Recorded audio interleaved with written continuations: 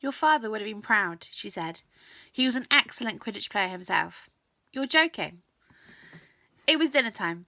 Harry had just finished telling Ron what had happened when he'd left the grounds of Professor McGonagall. Ron had a piece of steak and kidney pie halfway to his mouth, but he'd forgotten all about it. Seeker, he said, but first years never. I mean, you must be the youngest house player in about a century, said Harry, shoveling pie into his mouth. He felt particularly hungry after the excitement of the afternoon. Wood told me. Ron was so amazed, so impressed. He just sat and gaped at Harry. I start training next week, said Harry. Only don't tell anyone. Wood wants to keep it a secret. Fred and George Weasley now came to the hall, spotted Harry and hurried over. Well done, said George in a low voice. Wood told us. We're on the team too. Beat us. I tell you, we're going to win that Quidditch Cup for sure this year, said Fred. We haven't won since Charlie left, but this year's team is going to be brilliant. You must be good, Harry. Wood was almost skipping when he told us. Anyway, we've got to go. Lee Jordan reckons he's found a new secret passageway out of the school. Bet it's that one behind the statue of Gregory the Smarmy we found in our first week. See you later. Fred and George had hardly disappeared when someone far less welcome turned up. Malfoy, flanked by Crabbe and Goyle. Having a last meal, Potter, when you get the train back to the Muggles. You're a lot braver now that you're back on the ground and you've got your little friends to help you, said Harry coolly. There was, of course, nothing at all little about Crabbe and Goyle, but as the Harry table was full of teachers, neither of them could do more than crack their knuckles and scowl. I'd take you on any time on my own, said Malfoy. Tonight, if you want. Wizard's duel. Wands only. No contact. What's the matter? Never heard of a wizard's duel before, I suppose? Of course he has, Ron said. I'm his second. Who's yours? Malfoy looked at Crabbe and Goyle and sized them up. Crabbe, he said. Midnight all right? We'll meet in the trophy room. That's always unlocked. When Malfoy had gone, Ron and Harry looked at each other. What's a wizard's duel? Said Harry. And what do you mean, you're my second? Well, a second's there to take over if you die, said Ron, casually, getting started at last on his cold pie. Catching the look on Harry's face, he added quickly, but people only die in proper duels, with real wizards. The most you and Malfoy will be able to do is send sparks at each other. Neither of you knows enough magic to do any real damage. I bet he expected you to refuse anyway. And what if I wave my wand and nothing happens? You throw it away and punch him on the nose, Ron suggested. Excuse me? They both looked up. It was Hermione Granger. Can't a person eat in peace in this place? Said Ron. Hermione ignored him and spoke to Harry. I couldn't help overhearing what you and Malfoy were saying. Bet you could, Ron muttered. And you mustn't go wandering around the school at night. Think of all the points you'll lose Gryffindor if you're caught, and you're bound to be. It's really very selfish of you. And it's really none of your business, said Harry. Goodbye, said Ron. All the same, it wasn't what you'd call the perfect end to the day, Harry thought, as he lay awake much later, listening to Dean and Seamus falling asleep. Ron had spent all evening giving advice, such as, if he tries to curse you, you better dodge it, because I don't know how to block them. There was a very good chance they're going to get caught by Filch or Mrs. Norris, and Harry felt he was pushing his luck, breaking another school rule today. On the other hand, Malfoy's sneering face kept looming out of the darkness. This was his big chance to beat Malfoy face to face. He could not miss it. 11:30, Ron whispered at last. We'd better go. They pulled on their bathrobes, picked up their wands, and crept across the tower room, down the spiral staircase, and into the Gryffindor common room. A few embers were still glowing in the fireplace, turning all the armchairs into hunched black shadows. They had almost reached the portrait hall when a voice spoke from the chair nearest to them. I can't believe you're going to do this, Harry. A lamp flickered on. Of course, it was Hermione Granger, wearing a pink bathrobe and a frown. I almost told your brother, Hermione snapped. Percy, he's a prefect. He'd put a stop to this. Harry could not believe somebody could be so interfering. Come on, he said to Ron. He pushed open the portrait of the fat lady and climbed through the hole. Hermione was not going to give up that easily.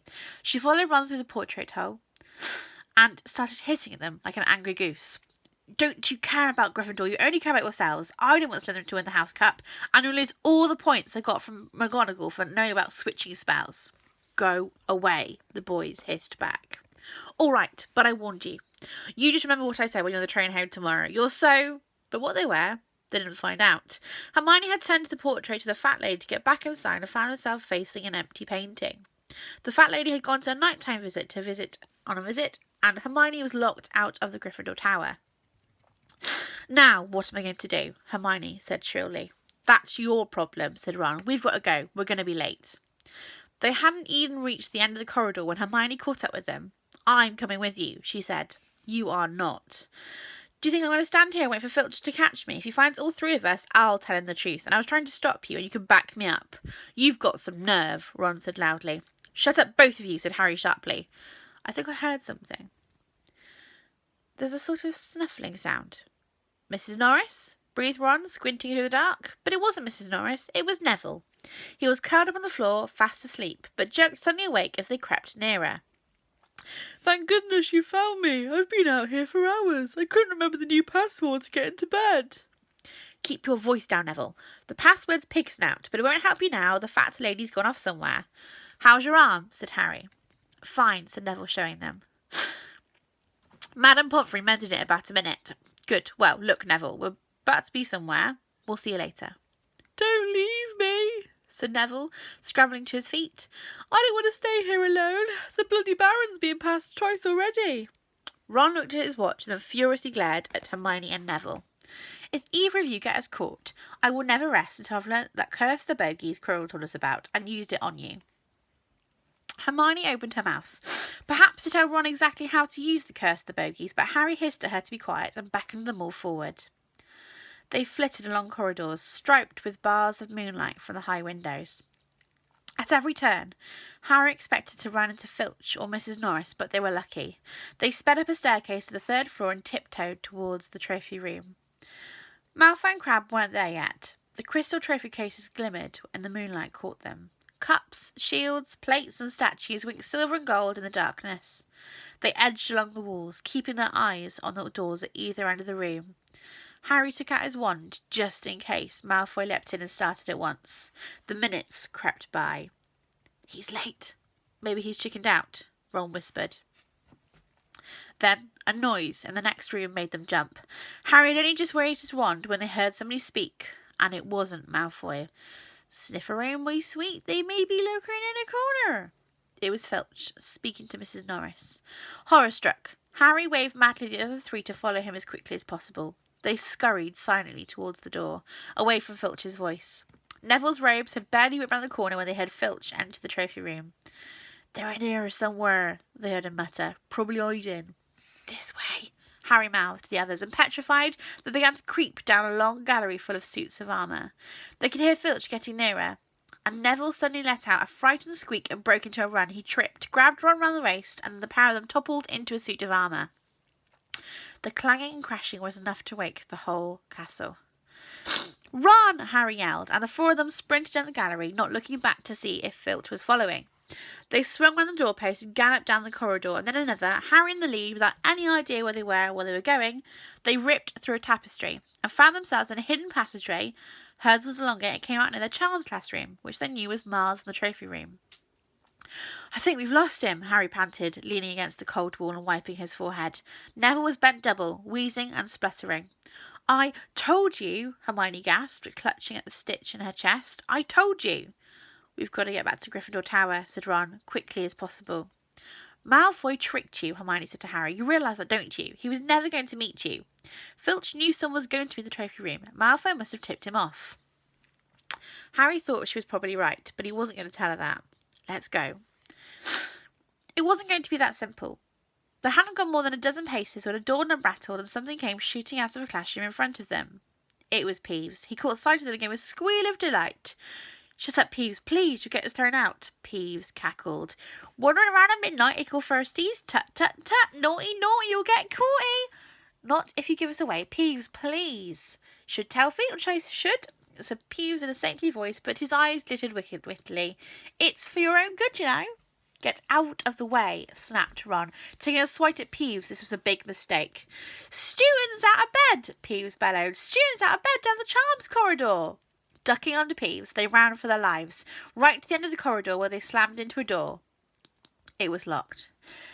This is it, Ron moaned as they pushed helplessly at the door. We're done for. This is the end. They could hear Filch's footsteps. Filch running as fast as he could towards Peeves' shouts. Oh, move over, said Hermione. She grabbed Harry's wand, tapped the lock, and whispered, Lohamora. The lock clicked, and the door swung open. They pried through it, shut it quickly, and pressed their ears against it, listening. "Which way do they go, Peeves?" Filch was saying. "Quick, tell me." "Say please." "Don't mess with me, Peeves. Now where do they go?" "Shan't say nothing if you don't say please," said Peeves in his annoying sing-song voice. "Right, please." "Nothing. Ha ha! Told you wouldn't say nothing if you didn't say please." And they heard the sound of Peeves whooshing away, and Filch cursing in rage. "He thinks this door is locked," Harry whispered. "I think we'll be okay." "Get off, Neville." For Neville had been tugging on the sleeve of Harry's bathrobe for the last minute. "What is it?"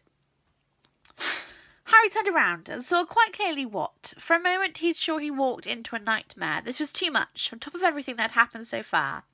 They were not in a room, as he had supposed. They were in a corridor. The forbidden corridor on the 3rd floor. And now they knew why it was forbidden. They looked straight into the eyes of a monstrous dog. A dog that filled the whole space between ceiling and floor. It had 3 heads, 3 pairs of rolling mad eyes, 3 noses twitching and quivering in the direction, 3 drooling mouths, saliva hanging in slippery ropes from yellowish fangs. It was standing quite tall, all 6 eyes staring at them, and Harry knew that the only reason they weren't already dead is that the sudden appearance had taken it by surprise. But it was quickly getting over that. There was no mistaking what those thunderous growls meant.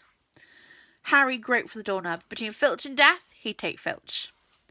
They fell backwards. Harry slammed the door shut, and they ran, almost flew, back down the corridor.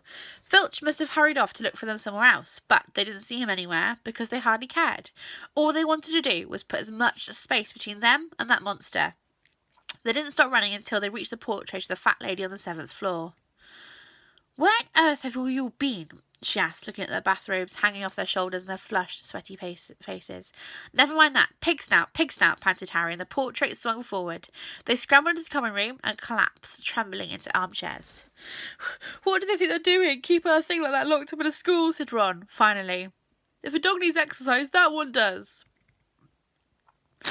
Hermione had got both her breath and her bad temper back again. "You do not use your eyes, any of you, do you?"